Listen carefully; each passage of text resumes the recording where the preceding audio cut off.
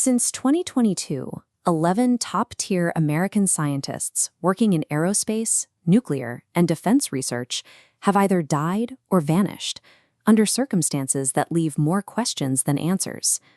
Retired Air Force Major General William McCasland oversaw the military's $2.2 billion science and technology program until he walked out of his Albuquerque home one morning in 2026. He left behind his phone and his prescription glasses, but he took a handgun, disappearing without a trace. Aerospace engineer Monica Reza was hiking ahead of a friend in the Angeles National Forest when she turned, smiled, and waved. Moments later, she was gone. Despite an extensive search of the rugged valley, no sign of her was ever found. At the Los Alamos National Laboratory, an employee named Melissa Cassius also disappeared. When investigators searched her home, they found all of her personal cell phones sitting on her desk, completely factory reset.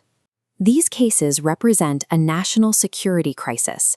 While the victims were geographically separated, they shared a specific common denominator. Every one of them held top-secret clearances in deep space and advanced weapons technology. The volume of missing personnel has triggered a joint federal review led by the FBI, the Department of Energy, and the White House. Online speculation has flooded the silence around the probe, with viral claims that these researchers were silenced for discovering alien technology or working on a mysterious aerospace alloy known as Mondalloy. But we can find more reliable answers by looking past the rumors and employing the tool of historical mirroring. A nearly identical pattern of defense researcher deaths from 40 years ago provides the context needed to understand the events of 2026. In the 1980s, UK defense contractor GEC Marconi was a primary player in the Strategic Defense Initiative, the space-based missile defense system known as Star Wars. Between 1982 and 1990, approximately 25 British scientists and engineers working on those specific defense contracts met premature ends.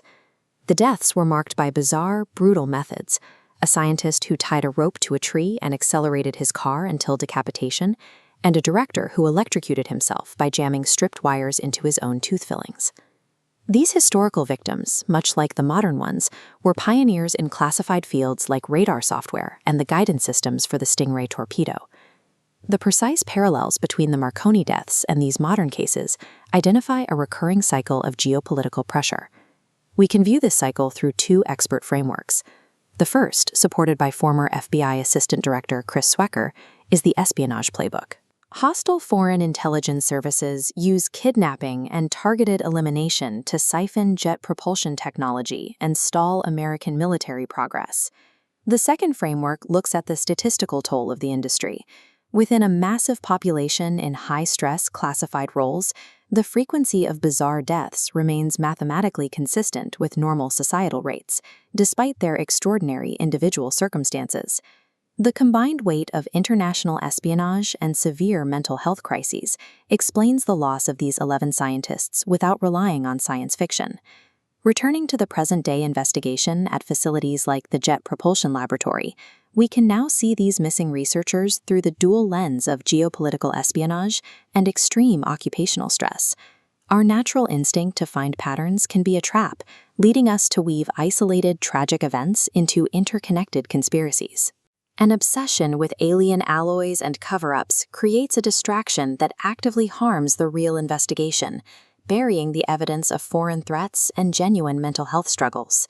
The global technological arms race carries a toll measured in more than currency. It is a weight borne by the scientists who must survive both the intense pressure of their work and the literal targets painted on their backs.